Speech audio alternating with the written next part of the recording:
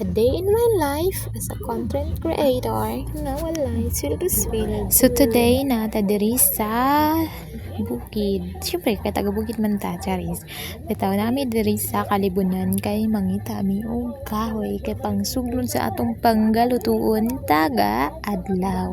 Di bali nang wala tay sugnuran, ang importante nga naatay kahoy ug wa kay lain sugnuran ra hala sugnuran yung baba si mong silingan nga tabian. So daghan gyapon tang mga viewers no nga mga tingala gyapon sila nga no daw na ako'y anak nga wala makoy bana ug wala sila kita nga naburos ko. Okay, karon tubagon ako na inyong pangutana ha.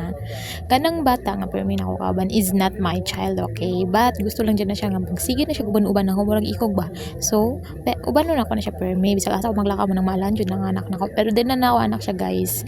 She's just my niece, my toes ganun ba bitaw. Anak na siya sa akong manghod ni Hana. And then magpermi lang ni kuyo kay ikog-ikog man na siya kay katong bata pa na siya tako man na siya gibilin siyang mama while working ang iyang mama ug papa. So wherever I go, that's where she follow.